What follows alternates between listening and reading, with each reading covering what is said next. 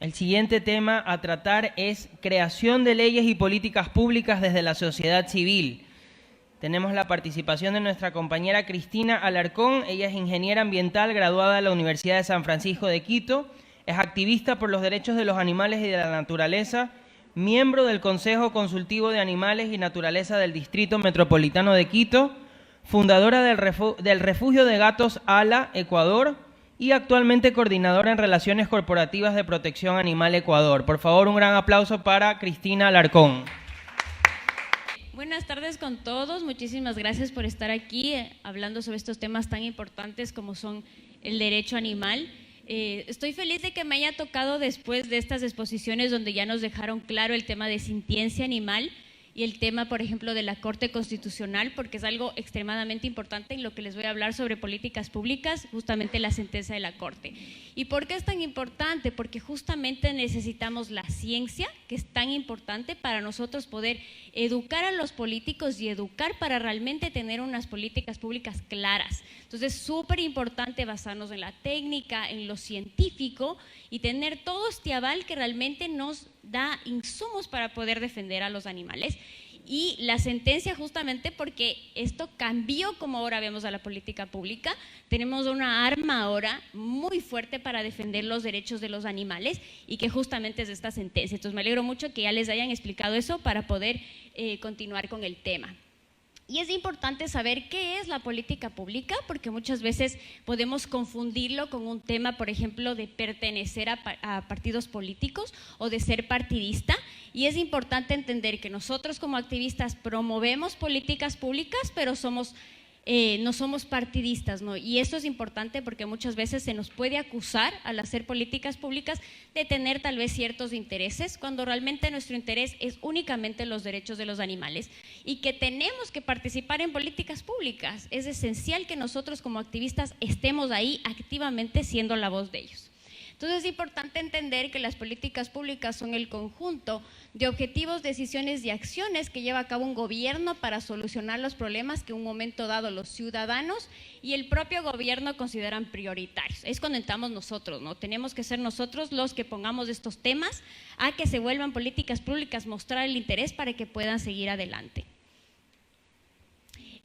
Saqué esta gráfica porque me pareció súper importante que como activistas los entendamos, y es que podemos tener problemas que pertenecen a la sociedad, que pueden ser muchísimos en temas de cualquier tipo de derechos, y el tema es que tenemos que hacer que estos problemas de la sociedad se vuelvan problemas públicos, porque si es un problema que está escondido, que realmente no lo ven, entonces los políticos no lo van a considerar. Entonces es importante que se vea como un problema público, que la ciudadanía en general le interesa y que desea promoverlos. Entonces luego de esto tiene que volverse una agenda pública, tiene que entrar dentro del debate y tiene que entrar dentro de la ciudadanía, lo considera importante para generar esta presión. Y luego de esto entraría dentro de una agenda ya política, es decir, que ya dentro de las instancias políticas se empieza a discutir estos temas y estos problemas como importantes, y que luego entre a una agenda de gobierno, que ya sería la última, donde el gobierno la considera importante y la empieza a promover. Entonces, ¿cómo nace el tema de la política pública ya trasladada a los derechos de los animales? Y es que siempre hemos estado discutiendo esta relación entre los seres humanos y los animales no humanos, ¿no? Ya sea filosóficamente, en temas jurídicos, en temas sociales, y entonces empieza a entrar dentro de la agenda política, ¿no? Y justamente es porque el ciudadano, como todos ustedes, les interesa el tema y empiezan a presionarlo para que entre dentro de las políticas públicas. Esto es importante, ¿no? Que nos diferencia del resto de actores que buscan los derechos, ¿no? Por ejemplo, dentro del Consejo Consultivo, el resto de grupos vulnerables se representan a sí mismos. Es decir, el grupo vulnerable de mujeres es representado por mujeres. El grupo por ejemplo, afrodescendientes es representado por afrodescendientes. En el caso nuestro, los animales no pueden autorrepresentarse. Ellos no podrían ir a defenderse a estas instancias, y por eso estamos nosotros como activistas los que debemos representarlos a ellos ante estos espacios políticos. Y justamente es esto, ¿no? Y es complicado porque uno tiene una responsabilidad más grande, porque le está representando al que no se puede representar. Y entonces tienes que realmente pensar qué es lo más adecuado, qué es lo que realmente se necesita o cómo tengo que llegar a estos objetivos. Y entonces se vuelve un poco más complicado, ¿no? Esto fue un debate dentro de la reforma al Código Civil, porque justamente se está tratando ya una reforma para que ya no sean semovientes y que además se use, y ahí lo mencioné, el tema de la sentencia de la Corte Constitucional. Es vital que nuestro Código Civil no únicamente diga que son seres sintientes, como se ha hecho en otros países, que es un gran avance, pero en el nuestro son sujetos de derecho. Va más allá de seres sintientes y nuestro Código Civil tiene que decirlo claramente. Y ahorita estamos justamente en ese debate porque lastimosamente dentro de la comisión no se tomaron en cuenta estas cosas y lo únicamente que se hizo fue eliminar la palabra animal del Código Civil, y es decir, dejan de existir. Ya no son seres semovientes, pero no existen, simplemente no existen y realmente no es lo que queremos. Queremos que se dé la consideración explícita de que son seres sintientes y sujetos de derecho. Un poco de cómo hemos trabajado las políticas públicas, ¿no? Al comienzo justamente era un tema de regularizar el maltrato animal o a través del bienestar animal, y que maravillosamente empezó un poco por los animales destinados a consumo. Por ellos empezó, por ejemplo, el tema del bienestar animal, porque sanitariamente nos empezaba a perjudicar. Entonces, por eso partió el tema del bienestar animal. Pero sigue siendo todavía un poco como que la política pública se basa en el bienestar animal, pero no lo considera más allá. Entonces, ¿cuál es el siguiente paso? Es ya no verlos como un tema utilitario o un tema de cosificación, sino ir un poco más allá. Es un tema complicado cuando hablamos de políticas públicas, no es tan fácil empezar a hacer estas transiciones, pero creemos que el final de la política pública debe ser justamente eso. Y voy a mencionar aquí a Tom Regan, que dio una afirmación que es bastante fuerte, y únicamente la menciono incluso para tener un tema de debate, no un tema de ir debatiendo esta situación que ya la mencionó Tom Regan hace muchísimo tiempo, y es que el objetivo final de una regulación de este tipo debe ser la disolución total del comercio animal y agrícola, para lo cual se requieren no solo reformas con objetivos, sino la modificación de creencias y costumbres, nivel social, transformación compleja y exigente. Porque realmente el tema de que sigamos explotando animales realmente sigue siendo una vulneración a sus derechos. Esto me pareció importante mencionarlo, y es que porque me lo preguntan mucho, y es si realmente en nuestro país existe interés por las políticas públicas a favor de los derechos de los animales. Y la respuesta es sí y no. Sí, cuando hablamos de cierto grupo de animales. Es decir, si yo hablo de animales destinados a compañía, y no solo destinados a compañía, sino específicamente perros y gatos, y más perros, debo mencionar, mucha política de ordenanzas se basa mucho en perros y ni siquiera se basa en gatos. Entonces, es decir, este tipo de políticas públicas suele ser más aceptada. Si yo voy y hablo, bueno, voy a dar garantías a un perro, a un gato, a un animal que me acompaña, es mucho más fácil continuar con una política de este tipo, no es más aceptada. Pero ¿qué pasa cuando no hablo de este tipo de animales? Hablo de animales destinados a trabajo, hablo de animales destinados a consumo, que son los más complicados de tratar. Incluso un tema de animales de entretenimiento, que es una palabra que realmente ya no la queremos usar porque ningún animal debería ser usado para un entretenimiento. Eso ya no debería haber, porque va en contra de su derecho natural. Incluso si decimos que el bienestar animal es que el animal exprese su comportamiento natural, en un entretenimiento no lo estaría haciendo. No estaríamos cumpliendo realmente. Entonces, cuando hablamos de estos temas se vuelve más complicado, porque vamos a tener incluso una contraparte enorme, que son las industrias, por ejemplo, que se benefician de los animales, y entonces se vuelve más complicado hablar de políticas públicas cuando hablo de esto. Por ejemplo, un tema específico, cuando hablamos de gallinas ponedoras, de brindarle bienestar a una gallina ponedora, se vuelve mucho más complicado que si yo hablo de un tema de perros o gatos. ¿Cómo podemos participar? Y esto también me preguntan mucho. Yo creo que cualquier ciudadano puede participar. Realmente está abierta las puertas para que cualquier ciudadano pueda involucrarse, y creo que es súper importante que mientras más seamos, generamos más presión y hacemos que verdaderamente la política pública cambie. ¿Y cómo podemos? Menciono los mecanismos que más o menos en los que he estado más involucrada y que los conozco un poco más. Y es, por ejemplo, dentro de los gobiernos autónomos descentralizados tienes la silla vacía, que es un mecanismo de participación en la que uno participa directamente dentro de todo el proceso de una ordenanza y que inclusamente tienes voz, pero puedes tener voto. Si es que los miembros de la silla vacía todos están de acuerdo con la ordenanza o con la ley que se esté tratando y están todos a favor o todos en contra, se tiene voto. Es decir, tienes voto en el Consejo Metropolitano, como un concejal más, digamos, aportarías a otro voto. Entonces, es un mecanismo bastante directo de participación. El reglamento cambia obviamente por ciudad, cambia el mecanismo de silla vacía. Yo lo he utilizado en el Distrito Metropolitano de Quito. Y la otra es en la Asamblea Nacional, que es presentar proyectos o reformas que uno las puede hacer como colectivo ciudadano. Uno puede presentar en la ventanilla una reforma o un proceso para participar y ellos tienen la obligación un poco de recibirnos dentro de las comisiones, hablar frente al pleno. Uno puede tener esta voz dentro de estas instancias políticas. Estos son los procesos en los que he tenido el agrado de poder participar. Como les mencioné, estuve acreditada a la silla vacía en la ordenanza 019 que habla sobre el bienestar animal, representando al movimiento animalista nacional, y estoy en la reforma de esta ordenanza como al Ecuador, que es el refugio al que pertenezco. Les va a llamar un poco la atención este tema y les va a mostrar un poco cómo la política pública creo que nunca para, todo el tiempo se está reformando, todo el tiempo va a haber estas peleas, y es que ni bien sale la ordenanza 019, existe ya una reforma presentada por el actual alcalde junto con la industria avícola. ¿Por qué? Porque justamente sintieron que se les perjudicaba dentro de la ordenanza 019. Presenta una reforma para retirar artículos que le daban bienestar, especialmente a las gallinas ponedoras, que son de los animales más explotados dentro de la industria. Estamos en esta reforma porque obviamente queremos defender lo ganado. Uno no puede regresar en derechos. Si yo ya le di algo a la gallina, no tengo por qué quitarle. Entonces estamos en esa lucha. Como les digo, siempre va a haber esta lucha fuerte contra poderes que por lo general se benefician de los animales.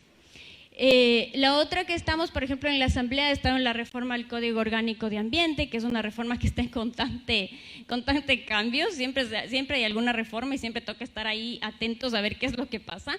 Estuvimos también en la reforma al Código Civil, que estamos actualmente todavía trabajándola. Estuvo ya en primer debate en el Pleno, regresó a la comisión y entonces tenemos que seguir todavía ahí. En la reforma al Código Penal, como saben, ya es un delito el tema de, por ejemplo, la muerte a un animal, peleas entre animales. Y le menciono a la ley Copo, pero es una ley que la presentó un asambleísta que habla sobre bienestar animal y tenemos que estar, ¿no es cierto?, presentes en todos los espacios en los que se menciona a los animales, porque a veces hay mucha falta de conocimiento y nosotros somos los que tenemos que abrir estas luces y educar para que verdaderamente los animales reciban el trato que se merecen. Y por último, la ley del uso progresivo de la fuerza. Ahí también se incluyó un artículo que habla sobre animales en el uso de las protestas, y entonces, como les menciono, al ser una norma que habla sobre animales, que le metió a los animales ahí, es importante que también pertenecemos a este espacio y estar ahí defendiendo por qué es importante que no se use a los animales como caballos y perros cuando se trata en protestas. ¿Cómo es el proceso? Los procesos, por ejemplo, empieza con temas muy burocráticos como enviar oficios. Es muy importante estar enviando oficios, generando esta presión para que sepan que existe una ciudadanía que está interesada en este tema y que está viendo qué es lo que pasa con este tema. Reuniones, va a haber muchísimas reuniones, te van a avisar en reuniones dentro de comisiones o que tú expongas sobre el tema que conoces o puedas invitar expertos incluso internacionales que tengan más conocimiento sobre ese tema específico y que puedan esclarecer el asunto, explicar por qué estamos pidiendo tal cosa, porque entendamos que no todo el mundo conoce el mundo de los animales como nosotros y que tal vez no entiendan o no lo miren y que es importante que nosotros lo expliquemos de la mejor forma posible para que entonces estas políticas públicas verdaderamente los consideren a los animales. como les digo, enviar observaciones claras. Es importante que seamos muy claros en lo que queremos, muy claros en lo que pedimos y muy claros a veces incluso en lo que no vamos a ceder. Claros en las cosas en las que realmente no podemos ceder y que vamos a mantenernos firmes. Educar, como les dije, a la autoridad en la toma de decisiones y buscar tiempos y momentos adecuados. Eso también hay que buscar el tiempo y el momento en el que yo realmente debería presentar una propuesta. Te toca analizar, digamos, el ambiente que está pasando incluso en el país, porque si estás pasando por una crisis, por ejemplo, como un paro, sería absurdo yo en ese momento querer presentar algo, ¿no? O sea, hay que tener en consideración muchísimos otros aspectos. Aquí les voy a contar un poco del proceso que fue la ordenanza 019 de bienestar animal. Ahí está el nombre completo, como ven es larguísimo, pero es la de bienestar animal. Esa foto es tomada en una de las reuniones y como ven están muchísimos participantes ahí, que muchas veces van a ser participantes con los cuales no compartimos criterios, que muchas veces van a ser completamente contrario a lo que nosotros queremos o pensamos, porque como les digo, existen muchos grupos grupos económicos que han usado a los animales durante muchísimo tiempo y entonces no quieren mejorar, no quieren considerar bienestar animal, y entonces vas a encontrarte con estas personas dentro de estos espacios y entonces también hay que tomarlo en consideración. Por ejemplo, aquí había muchos criaderos de perros, había muchos también veterinarios, porque también es importante un criterio técnico y por eso es importante que nosotros también nos eduquemos para nosotros tener ese criterio. Yo creo que es el proceso más largo en el que he estado. Duró más o menos 2 años generar la ordenanza de bienestar animal. Si bien hubo una pandemia de por medio, fue un proceso extremadamente largo, reuniones que podían empezar a las 3 de la tarde y terminaban a las 11 de la noche. Fue un proceso muy extenso en el que algunas cosas estamos más de acuerdo, otras regular y otras no, pero también es un proceso a veces de ceder. Algunas cosas tendremos que ceder y entender que no todo va a salir perfecto o no todo va a salir como lo que queremos. Pero esto sí fue el proceso, diría yo, más largo y extenso que en el que he tenido que participar. Y eso también considerarlo, cuando entramos estos procesos, yo digo, no, si uno ya se metió, tiene que quedarse hasta el final. Si ya me metí, tengo que quedarme hasta el final, bajo la cuesta que sea, pero tenemos que terminar estos procesos, no podemos abandonarlos, ¿no? Porque, como les dije, les representamos a ellos no pueden ir y nosotros tenemos que ser, como les dije, es una responsabilidad mayor representar a alguien que no somos nosotros y pensar realmente que estamos defendiéndole a ese vulnerable y que entonces tenemos que tener el compromiso para continuar en estos procesos. Les voy a mencionar un poco más, que es el tema de gallinas libres, y les menciono porque además de ser una campaña que involucra educación, que involucra comunicación, que involucra muchísimas cosas, también involucran la política pública. ¿Por qué? Porque es importante que estos temas ya se empiecen a debatir, el tema de ya estos animales que destinamos al consumo y que han sido los últimos que han sido considerados, ya empiecen a entrar dentro de las políticas públicas, empiecen ya a entrar en los discursos, la gente ya empiece a considerarlos de estos animales. Entonces, en el proyecto de gallinas libres se trabajó dentro de la ordenanza 019 y como les dije, es la problemática que se está teniendo dentro de la reforma, es justamente el tema de gallinas. Y entonces, ¿qué refiere también políticas públicas? Es ir a reunirse, ir a contar a los políticos qué es lo que se está tratando, por qué estamos pidiendo esto, porque muchas veces pues, ¿qué pasa con la gallina? ¿No? ¿Qué es lo que le pasa? ¿Qué es lo que ustedes me piden? ¿Por qué me piden esto? Entonces es importante ir a conversar muchas veces de manera más personalizada con ellos. Y esta, por ejemplo, es una campaña que la hacemos junto con Change. Change nos ha ayudado mucho en poder generar esta audiencia, que la gente se entere y que la gente firme. ¿Y por qué es tan importante? Porque generamos más presión. No es lo mismo que yo como Cristina Alarcón vaya y sea el pedido de una persona, a que sea el pedido de cientos, que sea el pedido de miles de ciudadanos y que le digan, todos estos ciudadanos están preocupados por esta situación. Entonces, por eso es súper importante, por ejemplo, este tipo de plataformas que nos ayudan. Y aquí, por ejemplo, hicimos justamente la entrega a concejales, por ejemplo, a la presidenta de la Comisión de Salud, está tratando el tema, a que mire que hay una ciudadanía atrás que está preocupada por estos temas. Entonces, eso también es súper importante. Este proyecto de gallinas libres es un proyecto al cual pertenezco personalmente dentro de la Fundación Protección Animal Ecuador. que luchamos fervientemente por darles primero una voz, porque realmente las gallinas siempre han sido discriminadas. No, la gente no piensa que, hemos tenido comentarios que incluso la gallina no siente, por ejemplo. Entonces todo eso toca educar y con esa educación hacemos política pública. Esto brevemente, un poco, existen muchísimas leyes en las que se trata el tema de animales y está, por ejemplo, el Código Orgánico Ambiental, está el Código Penal, está el Código de Desarrollo de Acuacultura y Pesca, está el COTAD, también habla sobre el tema de animales, está Sanidad Agropecuaria, que justamente habla sobre los animales destinados a consumo, sin embargo, habla muy poquito sobre bienestar animal.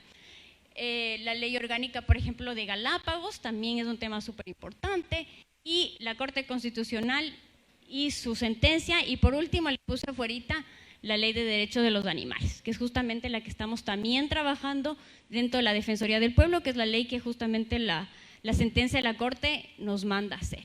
Y esa ley sí ha sido maravillosa en el sentido de que es una jurisprudencia súper nueva, porque como les digo, el resto de países han declarado a los animales como seres sintientes, más no como sujetos de derecho. Entonces tenemos una oportunidad enorme como país de generar un precedente y que incluso otros países puedan basarse en nosotros. Entonces es una responsabilidad súper grande y por eso es tan importante que esta ley vaya acorde a lo que realmente queremos de ellos. Entonces esa sí es una ley en la que estamos trabajando ahorita justamente con la Defensoría del Pueblo y que es muy importante. Eso, muchísimas gracias.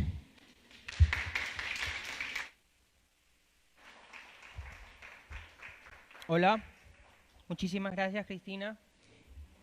Tenemos una pregunta para ti del público.